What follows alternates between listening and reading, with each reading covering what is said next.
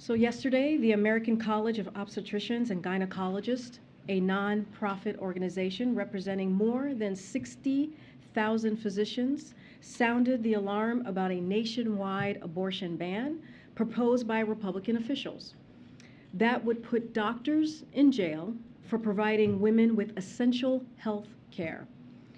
Under Senator Graham's ban, doctors and providers could be criminalized and sent to jail for performing an abortion to save a woman's health, providing an abortion to a woman carrying a fetus with little to no chance of survival, offering critical care in the event of a miscarriage, or even treating a rape or incest survivor who has not complied with medically unnecessary delays or reporting requirements. The ACOG found that bills like Senator Graham's have no basis in science, that doctors would become less skilled if such a ban was in effect, and would interfere with patients' ability to get timely and critical medical care.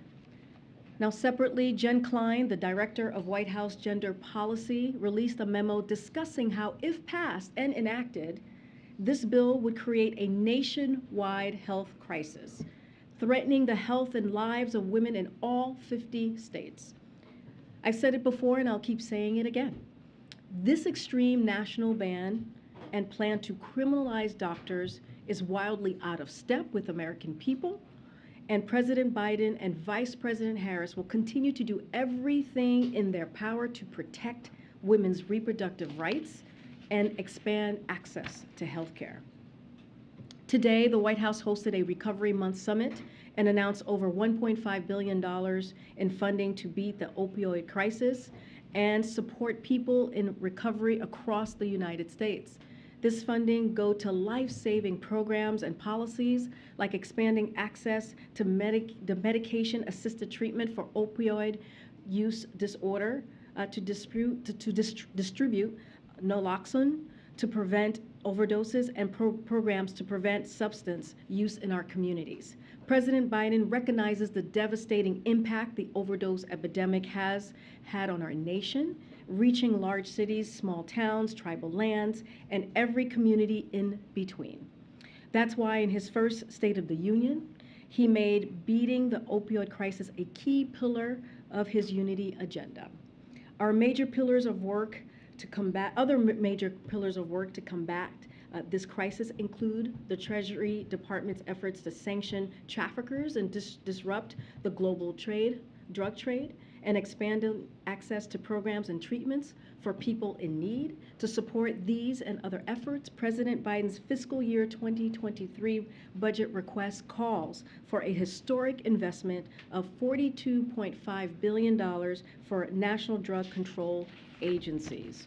Tonight, as you all know, we will be welcoming Sir Elton John, the President and the First Lady. They look forward to hosting him at the White House for a spectacular performance on the South Lawn. The President and the First Lady will celebrate the vast contributions Sir Elton has made across his lifetime as an artist and an advocate, and they are particularly thrilled to welcome to the White House an audience of around 2,000 fans and comprised of teachers and nurses, frontline workers, mental health advocates, students, LGBTQ+ advocates, and so many others. Tonight's performance has been organized and in collaboration with and is paid for by the A&E and History channels, network channels, and will air on television at a later date. Now, this is, I think I could speak for the entire press team. This is a very sad day for the press team. It is finally happening. We are losing today, but not really losing, but Chris is leaving us today. Today is his last day at the White House as part of the press team, and we are also sad, as I said, to see him go. But we are also thrilled that he is staying in the Biden family and will be starting as the assistant to the Secretary of Public Affairs at the Department of Defense in the coming days. As you know, that is a very big job that Chris is about to take on. So we will miss Chris's good humor, his sharp political instincts, and his just easy easygoing demeanor. He's one of the most chillest, coolest cats that I know around town. Chris has been a leader on our team. We wouldn't have make it through this past year or so without Chris by our side and helping to lead the team, as I mentioned, from our earliest days here in the White House. And we know that all of you in this room will miss him as well. You've worked very closely with him. Chris has gaggled on Air Force One, spoken to all of you from this very podium, as you know, what has happened a couple times for him to have done that, and dealt with hundreds, if not thousands, of important stories incoming from all of you here at the White House. Chris, we are so proud of you. We will miss you dearly. As I know, this is an inside joke. We will see you later, pal. And so until we see you again, we hope you have some time to do your very, very favorite thing that I know that you love to do outside of hanging out with your wife, is play golf. Chris loves to play golf. I always ask him to tell me, to take me to play golf, and he still has not done that. But anyway, to help send you off to your next adventure, I know you're going to take some time off. You told me that you're going to hit the links. I don't know what the lingo's here, but we wanted to make sure that we got you something. Do that for next year. Okay. Thank you, thank you. All right, with that, it's all yours, Zeke. I know you're waiting. Thank you for indulging us. If we can start with the Ukraine, the so-called referenda taking place in Russian-occupied areas there. Is the administration considering any additional costs to be imposed on Russia or those who are involved in organizing those referenda, new sanctions or other sorts of responses? So a couple of things I do want to lean into as the votes are happening today, clearly over the next 5 days. We are prepared to impose additional swift and severe economic costs on Russia along with our allies and partners in response to these actions if they move forward with annexation. As we said in today's G7 leader statement, the United States will never recognize this territory or as anything other than part of Ukraine because it belongs to the people of Ukraine. We stand with our partners around the world in rejecting whatever fabricated outcomes Russia announces. As the president spoke about at the UN, as you heard from him very clearly, very boldly, these referendums are a flagrant violations of international law and an affront to the principles of sovereignty and territorial integrity that underpin the international system and are the foundation of the United Nations Charter. We will continue to stand firmly with the people of Ukraine and continue to provide them with historic amounts of security assistance to help them defend their territory, to help them defend their freedom. And then on a different topic there as well, these dramatic scenes of Russian fighting age males who are subject to those conscription orders leaving the country. Would the president support providing political asylum to Russians who are fleeing their country to avoid serving in their armed forces? So I don't have anything to preview for you as it relates to your question, Zeke, about what we would offer. But you know, we'll say this: what we're seeing in Russia, especially with the protests, and what we're seeing with Russians leaving their country, is that this is an unpopular war. We have to remember this is an unpopular war that was started by the Kremlin, a brutal war that was started by the Kremlin, an unprovoked war against Ukraine. That is why you have heard from this president. He's been very clear, especially during his UN, most recently during his UN address, that we will continue with our allies and partners to offer the assistance that Ukraine needs to fight against the aggression of Russia. So again, what you're seeing is not what Russia is doing, what Putin is doing. He's not coming from a place of strength. He is coming from a place of weakness, And now the Russian people are being very loud and clear. This is, again, an unpopular war. And just domestically, it's been several days now. The power is still out in parts of Puerto Rico. Does the president plan to visit? Could you update us on if he plan to go there? And then separately, there's another storm that appears to be bearing down for parts of Florida next week. Will that affect the president's travel plans for Tuesday? So your last question first. We are monitoring the forecasts in close coordination with the National Hurricane Center and also with FEMA. As always, FEMA has supplies and staged at various distribution centers across the country to deploy as needed. So this is the case here as well. As you remember, the president was also briefed at the start of the hurricane season. Some of your colleagues were there on preparedness effort and how we were going to move forward in this hurricane season. And we'll continue to maintain a forward-leaning posture throughout the remainder of this hurricane season. As far as the president's travel plans, I don't have any changes to read out at this time. As well. So just a little bit.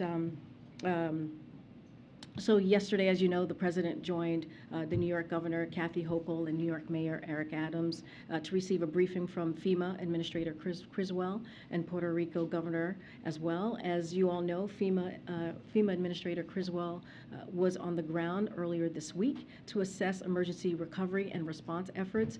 Yesterday, the president announced the federal government is covering 100% of the cost of debris removal, emergency protective measures for the next month in this recovery. The president also increased critical needs assistance from $500 to $700 to support individuals and families with immediate or critical needs as a result of being displaced from primary dwelling. As of today, there are more than 900 federal response workers on the ground in Puerto Rico supporting operations, planning, power restorations, debris removals, and urban search and rescue.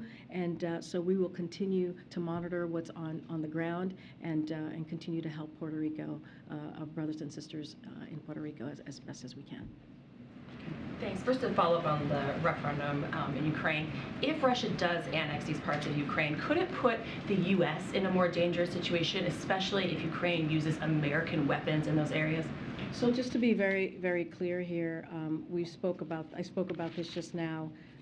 We have sent a loud message, and our allies as well, about this illegitimate vote that we're seeing today across the next several days. We will never recognize this. If they go forward with the annexation, we will never recognize that. That's not just coming from us. That is also coming from G7 leaders. I mentioned they put out a statement, and so we will continue to speak very forcefully about that. We will continue to be very clear. We know that these referenda will be manipulated. We have information that shows Russian officials setting targets for voter turnouts and approval rates for the referendums. For example, in some regions, they have reportedly already set the required figures for voter turnout and support for accession into Russia at over 75%. So Russia is rushing to conduct these sham, again, referenda, but these are not acts of confidence or strength. They are complete opposite. We will continue to speak loudly. Again, I don't want to get into hypotheticals. I'm about to answer your question. I'm not getting into hypotheticals, but we are making sure that we are loud and clear with our G7 leaders. I understand that how the United States is not going to view the outcome of, like you said, a sham election, but if Russia views the outcome as now annexing more Russian territory, I mean, is there a risk of escalation? Their foreign minister said today they strongly urge the U.S. to avoid a situation capable of leading to direct military clash with Russia. So if they start saying that now American weapons are being fired into what they are considering Russian territory, does that risk escalation? So what we've said this before, and we'll say it again, we do not seek conflict with Russia. Of course, we are attentive to managing escalation in this conflict, as always, as we have been for the past 6 months or more of this war, and so throughout this year. But to reiterate, there is only one country that is responsible for this war, and that is Russia. They are the ones who are causing this brutal war. They start this conflict and could end this at any time. Yeah, good. Thanks, Karine. What is the White House's take and the President's take on World Bank President Malpass's comments on climate change? And does the President still have confidence in Mr. Malpass? So I'll take your, I guess, I guess I'll take both your questions first. So we disagree with the comments made by President Malpass. We expect the World Bank to be a global leader of climate ambition and mobilization as well, of significantly more climate finance for developing countries, as is the business of the World Bank. The Treasury Department, which oversees our engagement with international financial institutions, has and will continue to make that expectation clear to the World Bank leadership. And with regard to the confidence that the president has or does not have? Again, we disagree with the comments of the president. I'll leave it there. I have one other question on today's news. The markets are falling, the stock markets are falling. The dollar is strengthening significantly, the pound has dropped. What is the White House's take on that and the broader implications for the U.S. economy? So the stock market, as you've heard us say many times, is just one measure of the economy that shows how the economy is doing. And so we are always watching these different indicators closely, including the stock market. It's also important to look at what's happening on Main Street. This is something that we think is important, as you've heard us talk about, to also look at. We have one of the strongest job markets on record with 3.7 unemployment rate, and we've created 10 million new jobs in the president's 19 months in office. More people are looking for work, and we think those indicators are important as well. So because of the economic plan, the businesses are investing in America at record rates, and we are making more in America. And that is important to note as well. We always know, there's always more work to do, but the president, with his economic plan, whether it's the American Rescue Plan that got the economy started, which we see this historic economy, or the bipartisan infrastructure law, which is going to create millions of jobs and fix our infrastructure, fix our supply chain, or it's the Inflation Reduction Act. All of these are pieces of the president's economic plan that we're going to continue to work through, and is going to make sure we don't leave anybody behind. But again, this is one of the strongest job markets that we have seen on record, and so what we are seeing, and I've said this before, you've heard this from Brian Deese, is a transition to a more steady and stable growth, and that's what we're currently seeing and in the process of moving the economy into. Karine, protests are still underway in the wake of the death of Mahsa Amini in the hands of Iran's morality police.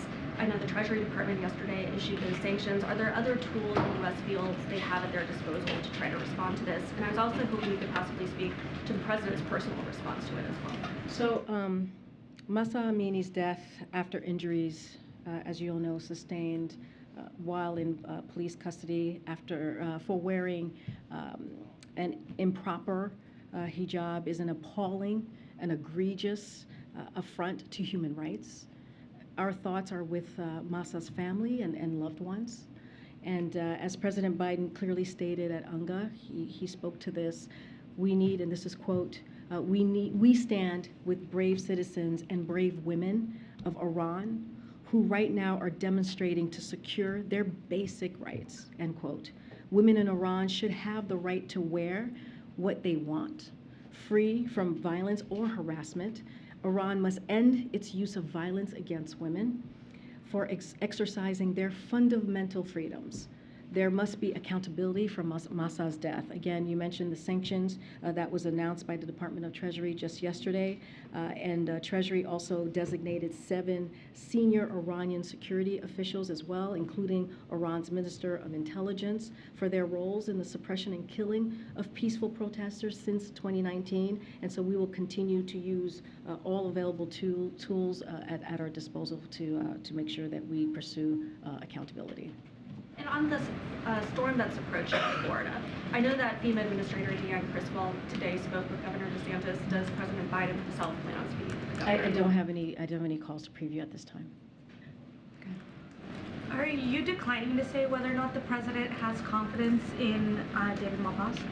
I stated very clearly where we stand on that. Has the president or any of his advisors spoken with anyone else? I don't have a call to preview at this time. Thanks. Another one on Iran. Is the situation forced the administration to reevaluate its pursuit of a nuclear agreement? So We have been very clear that our number one goal is to make sure that, look, I'll start here. We have concerns. We do. We have concerns with Iran, but the JCPOA is the best way for us to address the nuclear problem. And we have been very clear that our goal is to make sure that Iran never obtains a nuclear weapon. So as long as we believe pursuing JCPOA talks is in the U.S. national security interest, we will do so. We will continue to use other tools to address other problems with Iran's behavior, but we believe this is the best path forward to make sure that we have these negotiations. UK Prime Minister Liz Truss is pursuing an economic program including tax cuts for the wealthy that's causing some economic headwinds in that country. And is the U.S. Concerned about broader economic fallout from that plan? And are you monitoring what Prime Minister Truss is trying to push through there? So I can't speak to the plan. I have not read it. I would need to speak to our team. I'm not going to really, at this time, speak to another country's plan on what they plan or not plan to do on their taxing the wealthy. So I'm just not going to respond to it at this time. Go ahead, Steve. Thanks. A number of outlets have matched the Washington Post report this morning that in addition to the public warnings to Moscow, there have been private communications. What more can you tell us about the communications to Russia warning against the use of nuclear weapons? So I'm not going to speak to any private or discussions at this time. We've been very clear. The president was loud and clear during his UNGA address about what we're seeing. We will not, the votes that we're seeing, this sham referendum is illegitimate. We've been very clear. I'm not, again, going to comment on private communications. Again, you've heard the president. He not only said it at UNGA, he said it during his 60 Minutes interview in his New York Times op-ed on Ukraine a few months ago.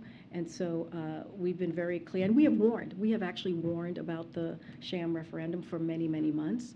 And so now we see the playbook of Putin, what he's doing right now. He is not moving forward with any strength here. This is weakness that we're seeing from him. He is losing ground in the battlefield, and this is a playbook of his that is not surprising. But we have been very clear about what if he moves forward with annexation, we will not recognize it, and we will continue to condemn those actions. Can you share a little bit about what the U.S. assessment is of how serious Vladimir Putin is about his threat to use nuclear weapons? He has threatened it before, but of course it was at the beginning of the war, and the dynamics are very different now. So if you could just share a little bit about what your thinking is of how serious that threat is. So we obviously take these threats very seriously, but we have not seen any reason to adjust our own nuclear posture at this time. Look, the consequences of a nuclear use by Russia, the president was very clear about this, especially during his 60-minute interview, would be disastrous for the world. And Russia would be a pariah on the world stage. But again, we are not seeing any reason to adjust our own posture, but we take this threat very seriously. Move around. Go ahead, Peter. On the Iranian president who was here in the U.S. just recently, why did the Biden administration grant a visa waiver for President Raisi to come to the United States, given the crackdown that we're witnessing take place in his own country? Because he attended the UN. You mean the UNGA? He was here as part of the United Nations. No, I know. I'm just talking. You're talking about UNGA and specifically. Look, it is UNGA is an opportunity for, as we know, heads of states, global world leaders to come together and talk through their agreements, disagreements, how they're going to move forward, and that's what you saw.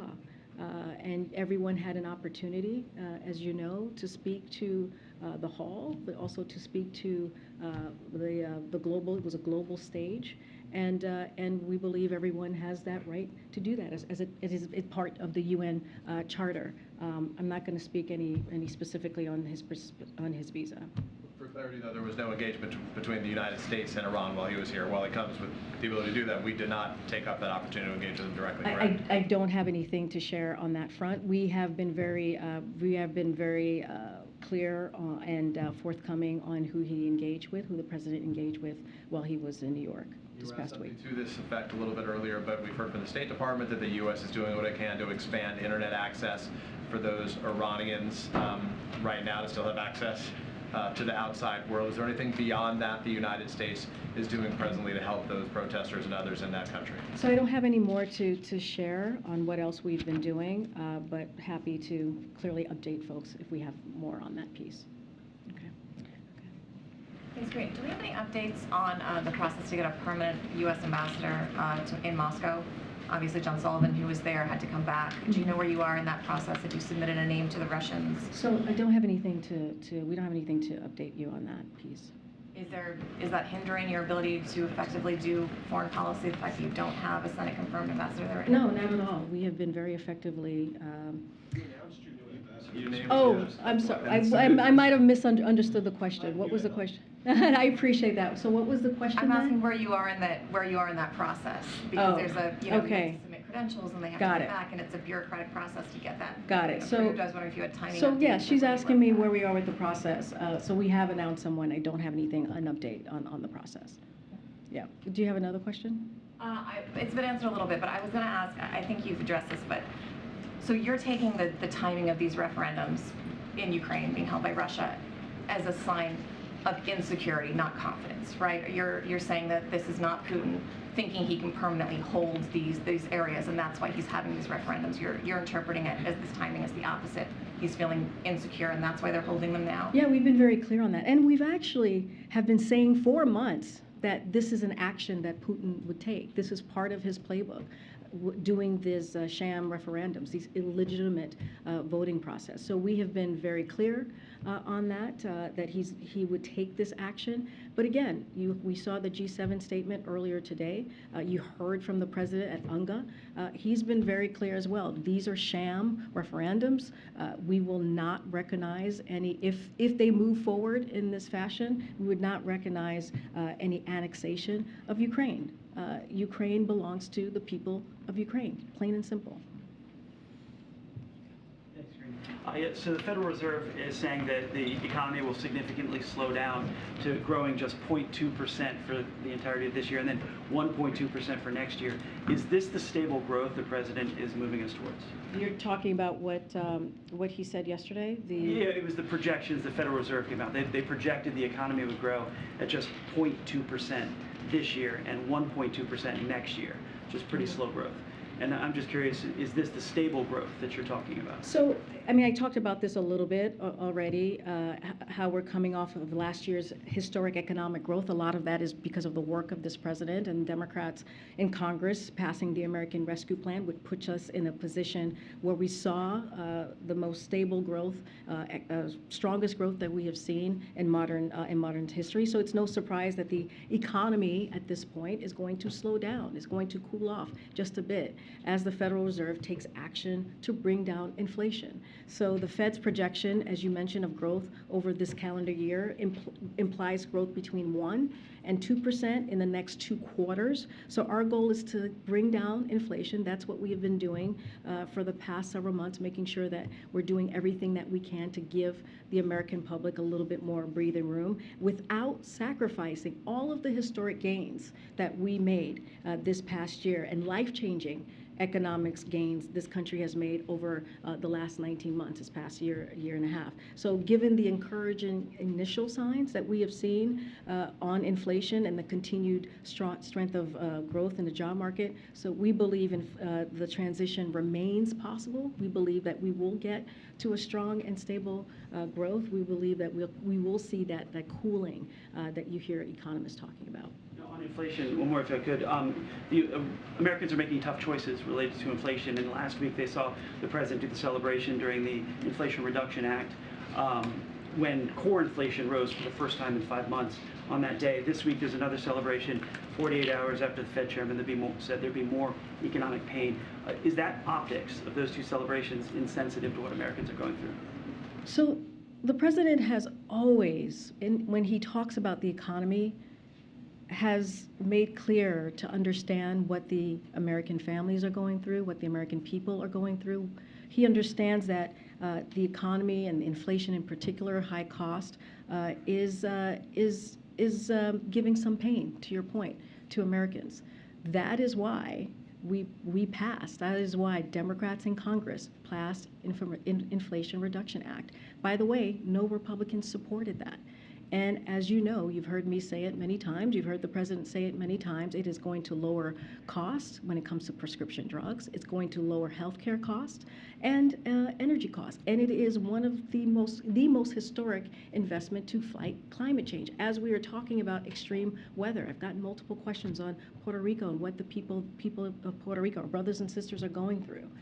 What may happen in this hurricane season. A lot of that is going to be helped by the work that this president has done, bipartisan infrastructure law, again, the Inflation Reduction Act. So we are doing the work. We're going to continue to do that. We're going to continue to work. We've seen gas prices go down for 14 weeks straight, and that, again, is because of the work that this president is doing. So yes, we understand what the American people are going through, but our job, the president's job, is to do everything that he can in his power to give Americans a little bit more breathing room.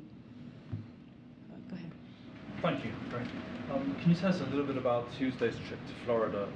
Is the president going to be going after DeSantis a bit? Is he one of the MAGA? Well, he's not really in a way, but if you see what I mean. Is he part of the MAGA or the alternative MAGA scene that the president's going after?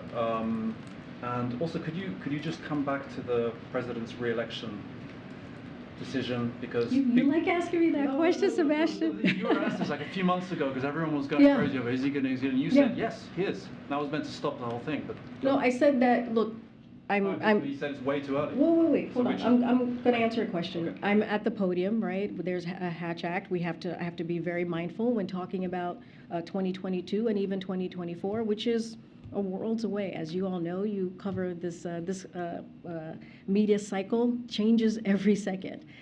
So look, the president was clear even during that 60-minute interview, and I've been clear, he's been clear multiple times, that he intends to run. He said that. He said that in that same interview, that he intends to run. I have to be careful as I'm standing in front of you. Don't want to get more into that. But the president's goal right now, as we look at today, as we look at the next coming days, is to make sure that we continue to deliver for the American people. That is why we talk about the Inflation Reduction Act. That is why we talk about CHIPS Act. That is why we talk about bipartisan infrastructure legislation. And not just him. You hear it from the vice president. You hear it from his cabinet secretaries. It is so important to make sure that the American public understands what we have done here these past 19 months, and that's going to be our focus. As it relates to Florida and Governor DeSantis, look, I don't have anything to preview at this time on what the trip will look like. We will share more as we get closer to the day.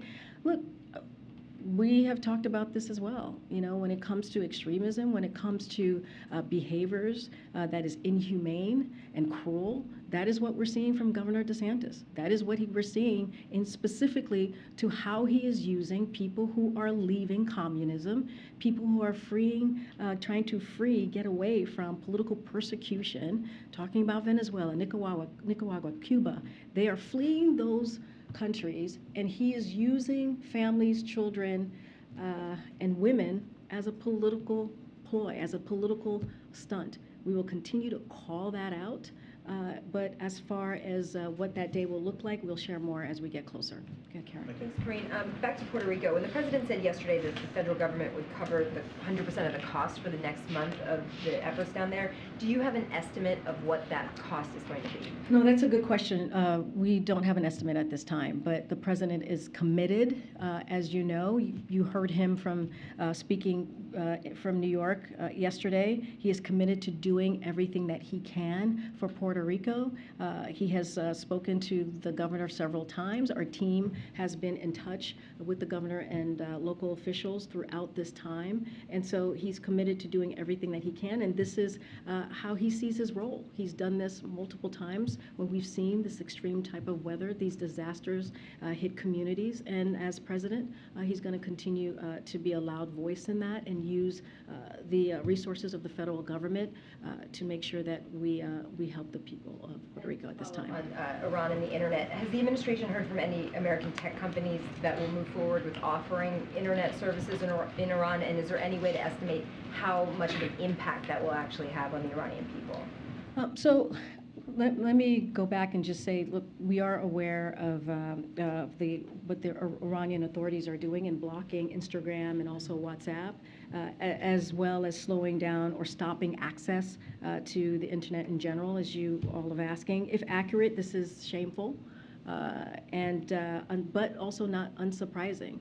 Step in the wrong direction by Iran's government to prevent the world from watching the Iran government crack down on peaceful protesters. That is what is happening here. We continue to work with private sector and Department of Treasury to identify additional measures that we will support and facilitate the free flow of information to the Iranian people. As I just mentioned earlier, the Department of Treasury took action just yesterday, and we will use what is available to us to make sure that there is accountability.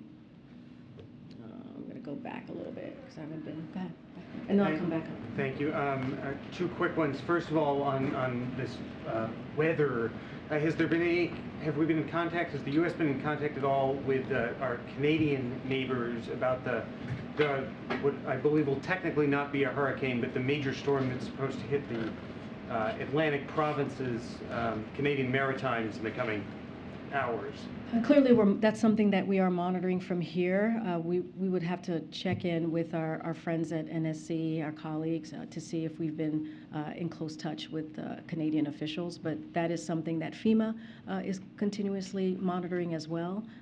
And when we have any updates on that, we're happy to share. And then the second thing is we're a week away from the end of the government's fiscal year, and is there any reason why anyone should be concerned that there might be a lapse in funding, or is the President and the White House confident that whatever is going back and forth with Senator Manchin's permitting bill and the rest of the CR negotiations, that will all be worked out by next Friday? So we have, we believe, and I've said this before, there's still time for lawmakers on the Hill to enact a short-term funding bill by the Friday deadline.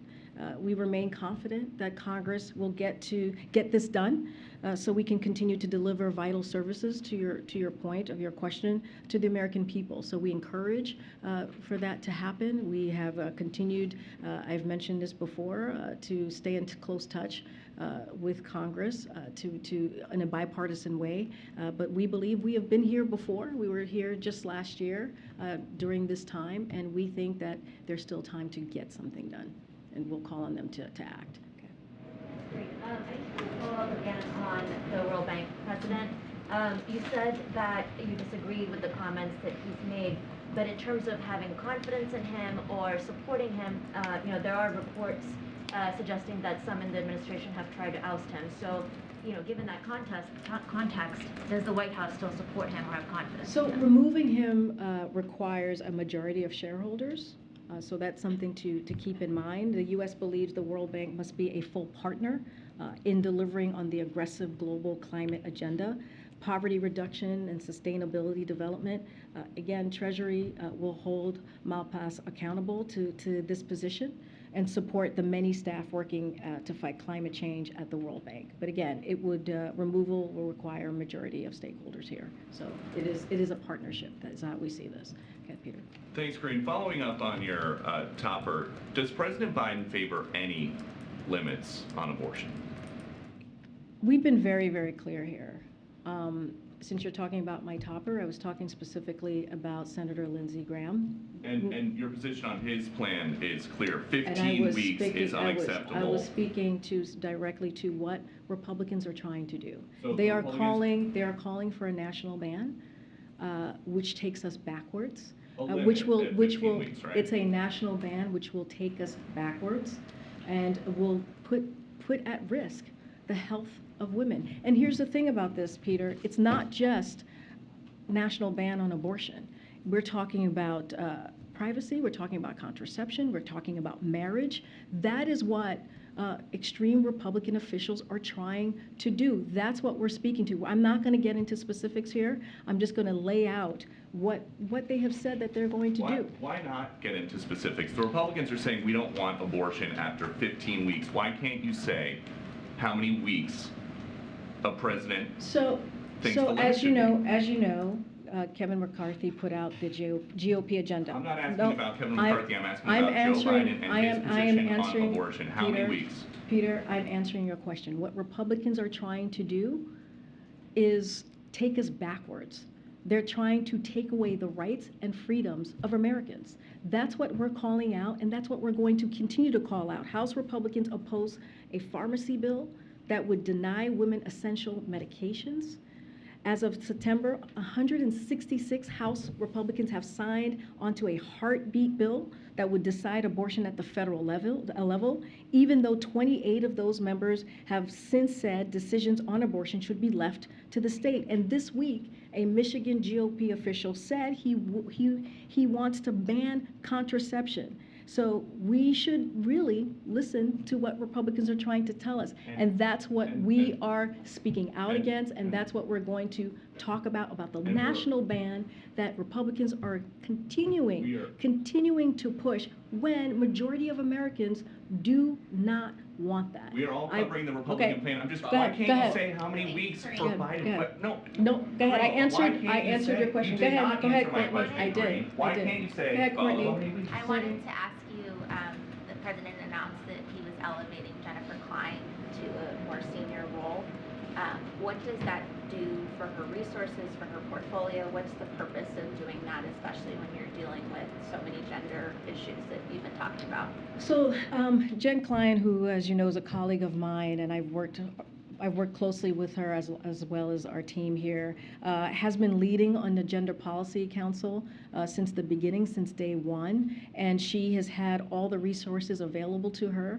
She has worked diligently on delivering the agenda of this president. It is a, as you know, a historic office that deals with such an important issue as we talk about gender rights, as we talk about equality. So I wouldn't say there's going to be any differences, really. I mean, she is really an assistant to the president, as the role, as her new title lays out. She runs an office here. And again, she has had all the resources that have been provided to her. She works closely with multiple agencies across the federal government to make sure that we live up to what the goal of the gender policy is. And so again, she is. We're very happy for her. This is well deserved for Jen, and we are lucky to have her in that role. You also provide an update. I know the Justice Department had a task force that some of the White House folks were participating on, responding to the Dobbs decision, how you were going to proceed with litigation or whatever it is you wanted to move forward. Can you provide an update on that group's work? Yeah, we can go back to the GPC and our other partners to get an update for you on where we are. Just another follow-up on the World Bank. If a majority of the stakeholders wanted to oust President Malpass, would the United States support that? I'm not going to get into hypotheticals. I've said already that we condemn the words of the president. But again, was just laying out what the process would be, but I'm not going to get ahead of what that process is potentially going to look like. If there is a majority, again, this is a partnership. This is not something that we will just do on our own. And then in New York this week, did any of the president's discussions with other world leaders touch on the proposed oil price cap for Russia? And can you give us any updates on what was discussed? Yeah, that's a good question.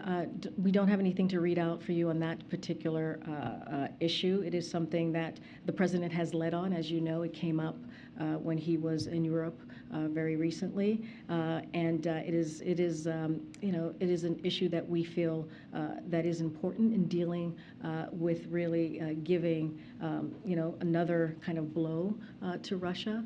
But I don't have anything to read out for you at this time on any further conversations and where we are in that space. Okay. There's videos out there of drunken men in Russia brawling and resisting going to the front. Do you, in light of this conscription order, so do you assess that Putin is going to have trouble producing 300,000 members of the armed forces, or do you think he's going for far more than that? And is he capable of doing it? Look, I can't speak to what he's capable of doing or not doing, but I can speak to what these acts, that these announcements and his speech laying out what he wants to do, right? Whether it's a 300,000 more personnel. Look, again, this is not an act of strength. This is not coming from a place of confidence. It's really quite the opposite. What we're seeing from Putin is weakness. He's been losing on the battlefield. He has not made any gain, as we have known this past couple of weeks. They have not been able to achieve any of their goals, and they are losing their positions again on the battlefield. So what we are seeing is Russia that is scraping for personnel to throw into this fight. And we are seeing thousands of Russians protest against this mobilization, against this brutal war and unjust war that Russian forces are carrying out in Ukraine, and on President Putin's, whim, on his orders. So again, this is not a strength or confidence here that we're seeing. This is coming from a place of weakness. It is up to Putin to see what he's capable of doing. But we are seeing from the protests, right? We're seeing very clearly that people are protesting in the street because this war is incredibly unpopular. This war, again, that Putin has started, that Putin put onto the people of Ukraine. And there's a report out of the UN today about potential or alleged war crimes in Russia, including sex crimes of very young and very old Ukrainian people. In light of what the president has said, calling Putin a war criminal in the past, what is he doing now? So we are engaging the Ukrainians to learn more about what's happening on the ground. We have been clear that war crimes Russian forces have committed need to be investigated, and that Russia needs to be held accountable.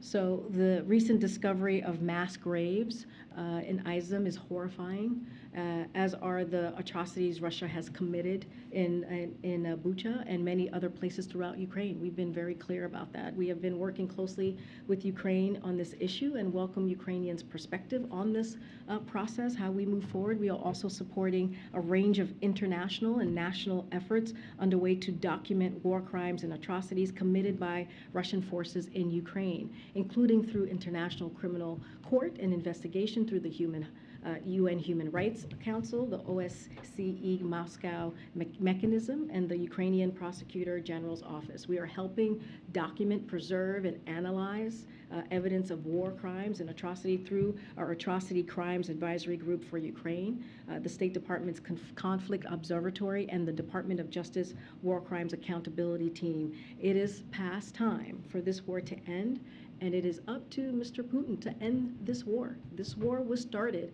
by the Kremlin. He can end this war today if he chooses to. He can end the brutality that we're seeing in Ukraine if he chooses to. And it is up to him. He can end this today. Gosh, I'm trying to see who I have not called on. Oh, go ahead. In Ukraine, 2 Americans who were captured while fighting Russia and Ukraine were released this week. They arrived back on U.S. soil today. What involvement did the U.S. have in that prisoner exchange? Is there anything else that you can tell us about that? And has the president spoken yet to either the men or their families? So I don't have anything to read out on any conversation that the president has had specifically with these two Americans.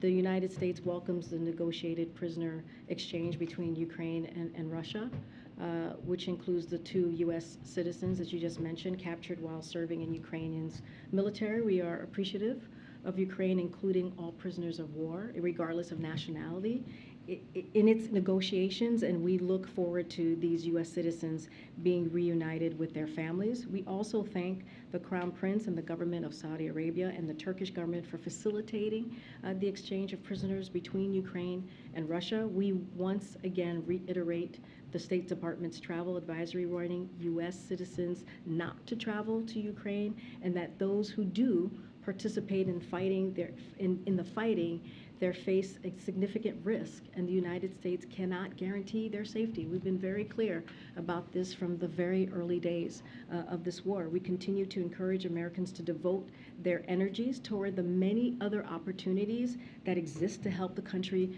of Ukraine and also the people of Ukraine. On another topic, really quick, the president over the summer was considering declaring a public health emergency over abortion rights. He was also at one point thinking about taking executive action when it comes to Dreamers, and he was also considering declaring a national emergency over climate. Can you provide us with a status update on potential executive actions relating to those items? We don't have any updates on those particular items, and when we do, we will be happy to share them. Karine, what's the President Biden message to the people of Venezuela, Cuba, and Nicaragua that are now on their way to the U.S. border or thinking of coming to the U.S. border? Yeah, and we have said this before. Secretary Mayorkas has been very clear on this as well. It is a dangerous journey. We understand the political persecution. We understand what the people of Ukraine. I'm sorry, Ukraine. I was just talking about Ukraine. What the people of Nicaragua, Venezuela, and Cuba are going through. But again, these are very, very dangerous. This is a very dangerous journey. We recommend that they don't put their lives at risk. But again, what we're seeing, how they are being used as political pawns, is something that we're going to continue to call on. It is inhumane. It is unacceptable how folks who are fleeing, again, political persecution, who are fleeing communism, are being treated. And that is something that you'll continue to hear President Biden condemn. You'll continue to hear us condemn. What Republican governors are doing is unacceptable. It is shameful. And not only that, it is causing chaos and confusion. And that is not how we fix the system. If we want to fix the system, the president put forth on his first day in the White House a legislative solution, a comprehensive immigration reform to deal with these very issues. In the meantime, we're going to continue to work with our partners and our allies in the region, in the Western Hemisphere, because this is indeed a new type of migration that we're seeing. We're seeing a jump from those three countries by 121% in just a year, and that is a different scenario that we're dealing with. So we're going to that is causing havoc across the Western Hemisphere. I have a follow-up with that. President Biden said last week that it's not rational to send these people from Venezuela, Cuba, and Nicaragua back. Does that mean that President Biden is in some way, or the White House, someone encouraging them to come to the U.S.? What the president is saying is that these folks, these mothers, these children, these families are leaving a country because of communism. They're leaving a country because of political persecution. And he was saying that they should not be used as a political pawn by Governor DeSantis or any Republican governor. That's what he was speaking to. He was calling out the inhumane nature of the way that they were being used because of for a political headline, because of someone's political future. And so he's going to continue to call that out. It is, again, I'll say this again, it is inhumane. You hear the president talk about this many times throughout his career, not just as president. It is important to treat people with dignity. It is important to make sure that, that folks who are fleeing communism are not treated this way. And so we'll continue to call that out. Thanks, everybody. Thanks,